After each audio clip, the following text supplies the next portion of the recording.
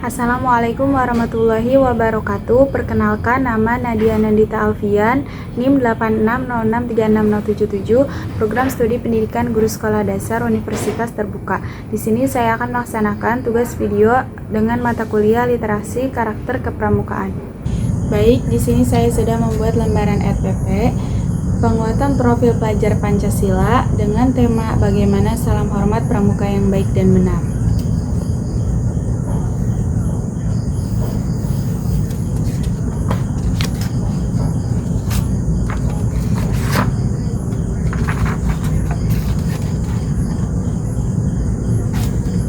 Ada 2 lembar. RPP penguatan profil pelajar Pancasila dengan tema bagaimana salam hormat pramuka yang baik dan benar. A. Profil pelajar Pancasila yang dikembangkan ada not 1 dan not 2. Profil pelajar Pancasilanya beriman, bertakwa kepada Tuhan Yang Maha Esa, dan berakhlak mulia. Kemudian yang kedua, gotong royong dan berkebinekaan global. Hubungan dengan 8 dimensi profil Pancasila yang beriman, bertakwa kepada Tuhan Yang Maha Esa, dan berakhlak mulia, yaitu sopan santun, menghargai pemimpin, disiplin. Kemudian yang kedua, gotong royong dan berkebinekaan global, kerjasama, menghargai sesama, dan tanggung jawab. Kemudian bagian B, identitas pembelajaran. Satuan pendidikannya sekolah dasar, kelas atau fase di kelas 4 sampai kelas 5 siaga. Kemudian mata pelajarannya Project P5 atau pramuka. Materinya salam hormat pramuka yang baik dan benar. Alokasi 30 menit, pembina atau guru Nadia Nandita. Kemudian bagian C, rencana pembelajaran. 1. Tujuan pembelajarannya. Nomor 1, siswa dapat menjelaskan pengertian salam hormat pramuka. Kemudian indikatornya menyebutkan pengertian dalam 1 sampai 2 kalimat. Yang kedua, siswa mampu mempraktikkan langkah-langkah salam hormat. Indikatornya gerakan sesuai 3 dasar. Kemudian nomor 3, siswa menunjukkan sikap disiplin dan sopan. Indikatornya sikap tegap, tidak bercanda, dan fokus. Yang kedua, rincian materi. Ada materi pokok dan penjelasan. Materi pokoknya pengertian salam hormat, penjelasannya sikap penghormatan dengan mengangkat tangan ke pelipis sebagai wujud sopan santun dan disiplin. Kemudian tujuan salam hormat dengan penjelasan menghormati bendera, pemimpin upacara, dan menjaga disiplin. Kemudian langkah-langkah salam hormat yaitu penjelasannya sikap siap, tangan ke pelipis, siku keluar,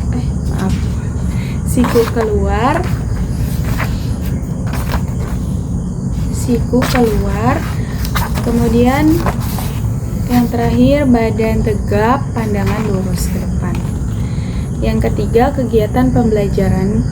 Ada tahap, kemudian kegiatan, metode, dan media atau alat. Tahapnya ini. Tahapnya ada pendahuluan 5 menit, kegiatannya guru menyapa, apersepsi, menjelaskan tujuan. Metodenya tanya jawab, media atau alatnya tidak ada. Inti, kemudian di tahapnya inti 15 menit, ada kegiatan penjelasan demonstrasi, praktik siswa, evaluasi teman. Metodenya demonstrasi, praktik, dan diskusi. Media atau alatnya ruang aula. Kemudian penutup yaitu 10 menit, kegiatan refleksi dan simpulan. Metodenya tanya jawab, media atau alatnya tidak ada. Yang terakhir, asesmen hasil belajar. Ada jenis asesmen, kemudian instrumen, dan rubrik. Jenis asesmennya ada kognitif, psikomotor, dan sikap. Kemudian instrumen dari kognitif, pernyataan lisan, rubriknya benar 3, sebagian benar 2, tidak tahu 0. Lanjut psikomotor, instrumennya observasi praktik, rubriknya tepat 3, cukup tepat 3, kurangnya 1. Sikapnya jenis asesmen yang sikap, instrumennya pengamatan sopan dan disiplin, kemudian rubriknya sangat baik 5, baik 2, perlu bimbingan 2. Seperti ini.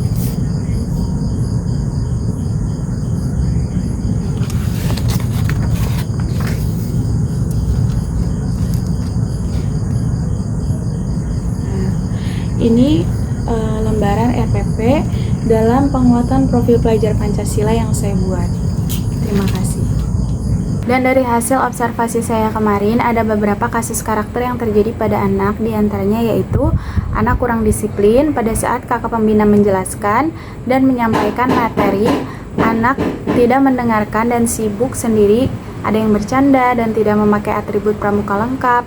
Analisis dampak bagi anak yaitu tidak terbiasa mengikuti aturan, kurang berkembang dalam hal kedisiplinan dan tanggung jawab. Dampak bagi lingkungan, teman lain ikut terdistraksi dan meniru perilaku kurang disiplin, kegiatan berlangsung kurang efektif. Kemudian anak terlalu pasif dan takut mencoba hal baru. Jadi pada saat anak praktik ke depan satu persatu enggan mencoba, hanya menonton karena takut salah dan ada beberapa saja yang mau mencoba.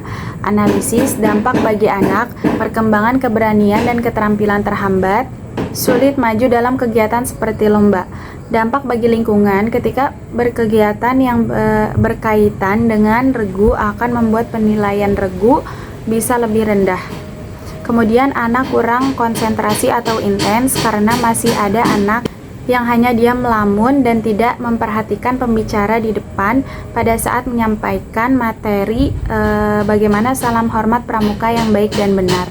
Analisis dampak bagi anak, tidak memahami tugas atau instruksi dari kakak pembina, sulit bekerja sama karena tidak tahu apa yang harus dilakukan. Dampak bagi lingkungan, pembina harus mengulang instruksi sehingga waktu latihan terbuang. Teman harus mengulang penjelasan atau membantu anak tersebut.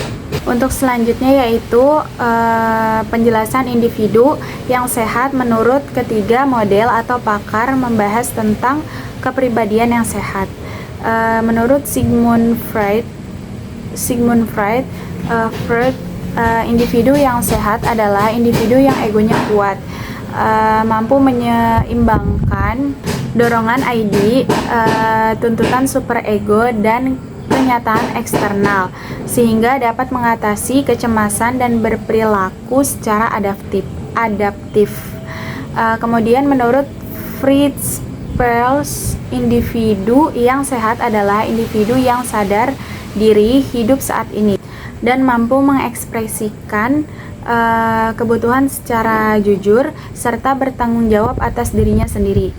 Kemudian menurut Gordon Allport, individu yang sehat adalah orang yang matang, yaitu orang yang berpikir rasional dan sadar atas tindakannya, fokus pada masa kini dan masa depan, bukan masa lalu, memiliki tujuan yang jelas dan dijalankan secara sadar, mencari tantangan untuk berkembang. Kemudian berikut contoh struktur organisasi gugus depan di SDIT Anahal.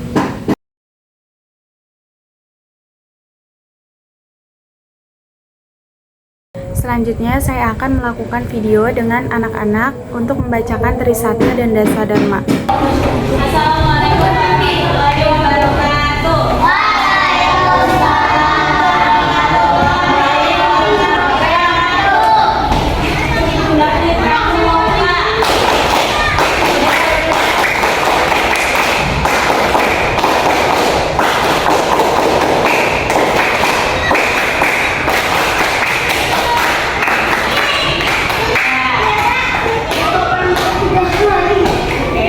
Di sini kita akan baca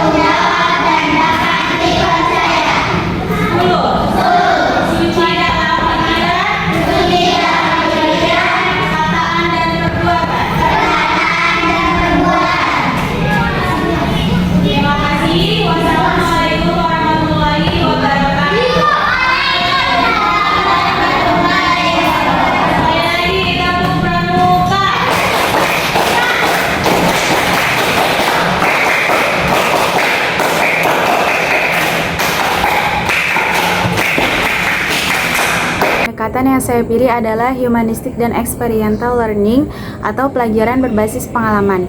Karena pramuka menekankan praktik langsung, keteladanan dan pembiasaan sehingga nilai disiplin, tanggung jawab, dan kejujuran lebih mudah terbentuk. Selanjutnya yaitu saya akan melaksanakan wawancara kepada salah satu guru di SDIT Tanahal terkait bagaimana upaya yang akan dilakukan dalam pembelajaran di kelas untuk menanamkan nilai anti korupsi. Ini saya akan melakukan wawancara kepada Ibu Dina selaku guru di SDIT Tanahal. Untuk pertanyaan, berita tentang korupsi semakin marak di berbagai media. Pastinya siswa kita juga akan mengetahui hal tersebut. Bagaimana upaya yang sedang atau akan dilakukan di dalam pembelajaran di kelas Ibu untuk menanamkan nilai anti korupsi? Mengapa upaya tersebut yang Ibu lakukan?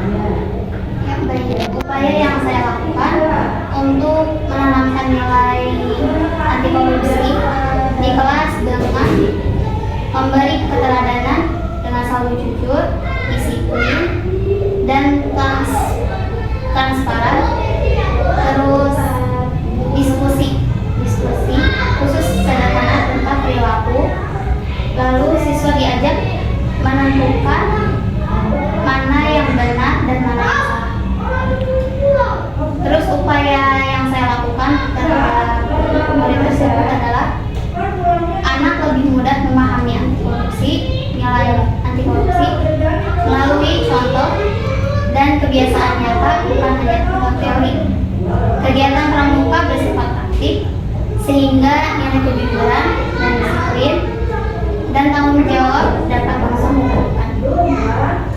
Diskusi khusus membantu siswa mengenali perilaku koruptif sejak dini sehingga mereka mampu menghindarinya dalam kehidupan sehari-hari. Baik, terima kasih atas jawaban, waktu, dan kesempatan yang diberikan. Selanjutnya yaitu kasus-kasus pendidikan karakter di sekolah. Berdasarkan pengamatan, kasus yang sering muncul di sekolah adalah konflik antar siswa seperti saling mengejek, mudah bertengkar. Hal ini terjadi karena perbedaan karakter, latar belakang, lalu anak kurang bisa bersosialisasi dan kurangnya sikap menghargai. Upaya pencegahannya yaitu kegiatan kerjasama dalam pramuka, menanamkan pembiasaan saling menghargai seperti salam, tolong menolong, dan berbicara sopan. Menciptakan lingkungan kelas yang aman dan nyaman, memberi pendampingan pada siswa yang sering terlibat konflik dengan mendekatkan personal atau konseling sederhana. Demikian tugas video seluruhnya dari saya, kurang lebihnya mohon dimaafkan. Terima kasih. Wassalamualaikum warahmatullahi wabarakatuh.